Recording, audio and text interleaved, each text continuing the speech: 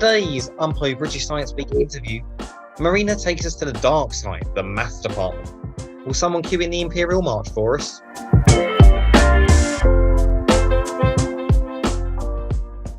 Hi, I'm Marina. I'm a fourth-year maths and physics student, and today I'm here with someone who isn't a physicist.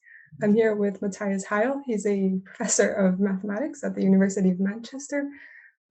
So Matthias, would you like to tell us a bit about who you are and what you do? Good, yes, absolutely. So as you said, I'm an applied mathematician.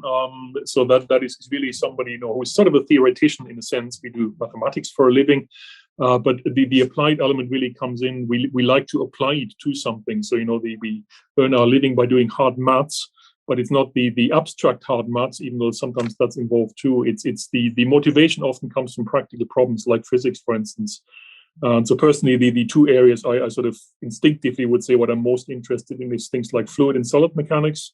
So as far as physics is concerned, that's sort of the classical area, Newton, etc. And then but there's many important problems that are still not understood mathematically and physically. And then I particularly like problems that then ultimately require computers to solve them.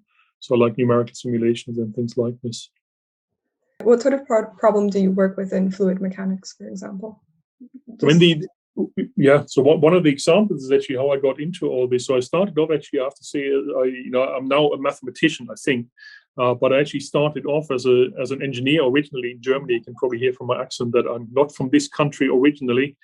So I started off in engineering and then sort of, in fact, I was tempted to study physics too, right? Maybe that's a redeeming feature for the for this series here, and sort of always liked the theoretical end of it, and sort of then drifted into the theoretical end, and actually did my PhD in applied mathematics. That's what first made me a mathematician. Everything before that wasn't really maths, and that was a problem. It's sort of the area of biofluid mechanics. And so really the practical application, if you think about an application in physiology, it was blood flow in veins and arteries. And the key thing there is that, as you know from pulse wave propagation, for instance, the blood vessels are elastic, they deform. And I mean, that's actually what causes the pulse wave to propagate. If your heart contracts at some point, it takes a while for the pressure pulse to reach the more distal parts of the cardiovascular system, and that is it's an interaction between fluid and solid mechanics, right, that is responsible for this. This gets even more exciting when you're in the veins. So the arteries tend to inflate. So they're initially nice circular vessels, and they inflate a little bit, and they remain circular. And things get even more exciting when you're in the venous system, because the pressure is much lower. The pressure inside the vein can be so small that what is initially still a circular vessel, can you see this, that actually collapses due to the external pressure. Then, of course, the interaction between fluids and solids is much stronger. You can get all kinds of exciting phenomena happening that are still not so well understood. So that's basically what I spent my PhD on. And then I'm still interested in these kind of problems. It's often what people call multi-physics problems. You have fluid mechanics interacting with solid mechanics or anything else. But again, so there's a lot of hard maths to be done. Novel numerical methods need to be developed. But it's always nice for me personally to have a practical application in the background that motivates all this. So, what is an ordinary day like for you? That really depends. It's quite being an academic is quite an unstructured thing, really. I mean, the way I often describe it is you're sort of some people say we're basically self-employed but with a regular salary. So there's obviously things that we absolutely have to do, right? And in fact, I find it interesting when when academics are interviewed on telly. On telly, we come across as here's Professor Boffin, who's the scientist, and he does research. And then there's the other half where you think of academics where we teach, right? That's obviously also what we do, and in practice we do both all the time, and we do all kinds of administrative work as well, and marking exams and horrible things like this. But it all varies, and I mean there's sort of regular scheduled things like I definitely have to teach my class, otherwise I'll be in enormous trouble. And the rest of the day, you sort of, it's sort of expected of me to find my own things to do, right? Nobody tells me what research to do. It's part of my job description to find interesting things to look into and write interesting papers about. So it really depends. There is no typical day. I think at the moment, you're aware, depending on when you listen to this, COVID is still out there, so all our teaching is online, and that required a huge amount of work to prepare all these lectures, record them, etc. And it's interesting to teach online. It's more time consuming than doing it live. So that takes up a huge amount of time at the moment, but the end is in sight. The part of the course that I teach will end in a few weeks, and then there's more time. And then there's more time for research, which really just means you have a whole list of open problems. And then often in collaboration with PhD students or collaborators, you hack away at them whenever you have the free time. So it's sort of a mixture. And I think one of the exciting things about the job is that there's no typical day, really. Yeah, that's interesting. You mentioned that you have a lot of collaborators. Do you collaborate or work with other sciences or other scientists? Yeah, I mean, physicists in particular, given where you're asking these questions from. So we have a very nice collaboration with Anne Jewell's group over in physics. So anybody who knows the university, she's an experimental physicist, and she sort of does the experimental half of some of these problems that I'm interested in. So I think one of the first projects after she started here in Manchester was actually that was sort of motivated by fluid structure interaction problems that I had studied theoretically / computationally. And she actually went out then and tried out some of my predictions in a real life experiment, right? But it works both ways. She quite widely always gets annoyed if experimental work sort of gets relegated to just validating theoretical predictions. It works both ways. And I think actually more often than not, experimentalists, they find all kinds of really bizarre, interesting behavior in their experiments. And then it's sort of over to the theoreticians, can you explain this? And it's, oh God, this looks really complicated. And that's where the fun starts, right? And that's actually genuinely something I really like. So, I earn my life my salary as a mathematician, in the sense that often then to describe these problems mathematically, computationally, you do have to genuinely develop new maths that wasn't there before, that is sort of problem specific. But, the motivation often comes from real life. So yes, that's one of the things I find really interesting. And how do you usually go about developing new maths? So that's sort of an interesting. It's actually a term that puts the fear of God into applied mathematicians, because we're often driven by practical applications. So we can write wonderful grant applications saying, here's this motivation for this, it's practically relevant, etc. At least it comes out of the experiment, which makes it real. And yet, when it goes through, when you put in a grant application to a research council, and then mathematicians assess this, and the killer question is always, this is all very interesting, but where's the new maths? And that is hard, because in a sense, we are very pragmatic, right? Mathematics is just a tool that we're particularly good at, hopefully, but we just use it, right? And if the maths already exists, we're not bothered, or we'll just apply it ruthlessly, right? But what does often tend to happen is, you just suddenly realize you have the physical problem there, you come up with a theoretical model of this, you then try to analyze this mathematically. And more often than not, you find out actually there isn't really a proper method to do this, right? So that's when you develop the new maths, right? You come up with methods to analyze what's going on. But again, it's the idea of what you want to look into, what new maths to develop, sort of driven by the application. That's the sort of mindset we have. Whereas pure mathematicians, quite rightly, they're primarily interested in the maths for its own sake. In fact, they're often quite offended if they're practical applications, even though they're usually found years later anyway, right?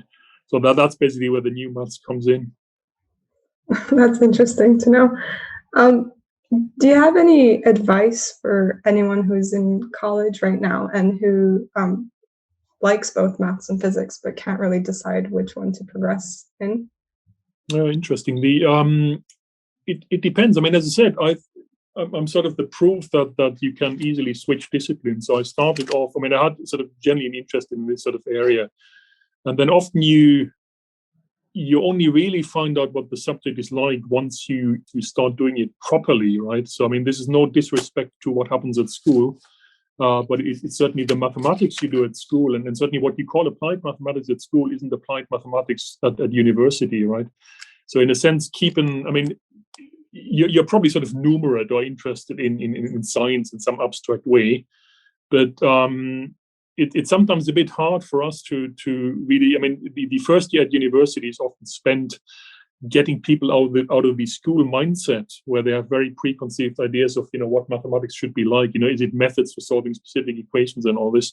That's really not what it's all about. And I think the same is probably true for physics as well. Your horizon really widens once you're here. Now, of course, you have to sign up for a specific degree. Well, actually, having said that, that's not true. So, for instance, Marina studies maths and physics, so you can do both, right? That is certainly an option. Generally speaking, my attitude has always been, I started as a dirty engineer to some extent at some point.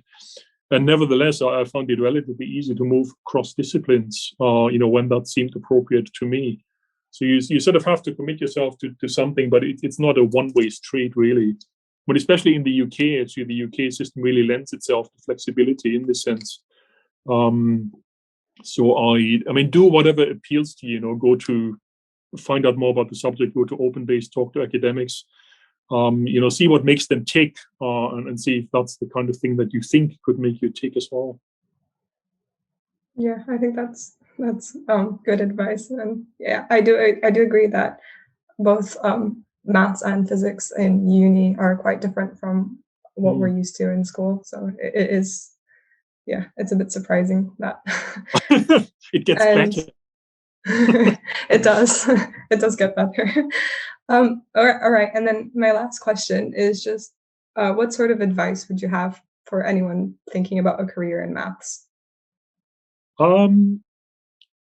That's sort of, I mean, that's sort of towards the end of the, it's a good follow-on question to this, that's basically what we discussed in the last question, is how do you end up at the university? And then, I often have this question because I'm in charge of PhD admissions in mathematics, for instance. So I really grill the students there and ask them, why on earth do you want to do a PhD? I nearly try to talk them out of it, because the danger really is, and in a sense, the same is true with going for an undergraduate degree. Why do you want to do it? So the thing is, there's the really pragmatic thing that, undergraduate is sort of different because it's sort of nearly expected that people have been at university these days. This has really changed. It didn't used to be like this, and that's probably a good thing. Nevertheless, the longer you stay in terms of a career, let's say you do your undergraduate degree, you do a master's, etc. There's always the next stage. But if you keep playing this game for too long, then you end up being like me. You're actually at the university and you never leave. But nevertheless, the question is, why do you want to do it? So often the attitude, which is probably true at undergraduate level to some extent, is, it qualifies you for other jobs, right? You're more qualified to some extent. But in a sense, that is, I'm always nervous about this, right? Because if it takes you 3 or 4 years to study for your undergraduate degree. If you just go out into the real world and work on a job for 3 or 4 years, you will pick up so much practical experience that, you may actually earn more money than somebody who's gone to university. So this becomes increasingly true the higher up the food chain you get. Once you start doing a PhD, I really do not want any PhD students in my department. And I tell them that if they just want it because they want the letters PhD after the name, or because they think they then walk into a highly qualified job afterwards, that is completely insane. That's not why you study. You study because you love the subject, and that sounds really cheesy and tacky. But ultimately, that's what keeps you going, right? That gets you out of bed every morning. For instance, really at the other end, PhD means for the first time in your life, you're not trying to regurgitate something that other people have done before you, and you've revised/memorized for the exam. You actually have to do something new that goes beyond what is known to mankind. So that is scary as hell, and you will spend enormous amounts of time banging your head against the wall. And the only reason why this is actually quite an enjoyable experience sometimes. Is because you understand things better and better, right? And that's what keeps you going. If you just do it because you think you're more highly qualified, then you won't last 4 years for a PhD, right? So really, the incentive for any of these things has to be, to some extent, do it because you absolutely love it, not because it's the. So to put a really negative spin on it, especially in mathematics, we sometimes have this problem. I think physics probably have the same problem, because maths and physics are taught at school, and because it is expected of students, it's sort of taken for granted that if you've done A levels, you typically go on to university, and that is fine. I have nothing against this. But the trouble then is, how do you choose your subject? Do you choose it because you genuinely really, really love maths or physics or whatever else, because you've you like it, right? Or you think you like it. It then changes slightly when you actually arrive here. Or do you do it because it's sort of expected of you to go to university, and maths was always the thing you disliked least? That would be terrible. Don't do it for that reason. I mean, of course, do it for whatever reason. I don't care. Maybe once you're here, you start loving the subject, but ultimately that's what you want to do, right? There has to be some drive that actually makes you want to do it. And that is true for any job, really, ideally, right? Good. Yeah, that makes sense. I mean, I agree with you. Okay, Yeah. good. All right, yeah. So thanks for letting me ask you all these questions and sort of pick your brain about it. Good. Thank you for joining us for today's interview. We really hope you enjoyed it and that you will join us tomorrow when we meet Draga, a non-linear physicist. Don't forget to like and subscribe and spread the word to your friends. The hashtag is BSW21 and our social media accounts are @UOMPhysOutreach. See you tomorrow.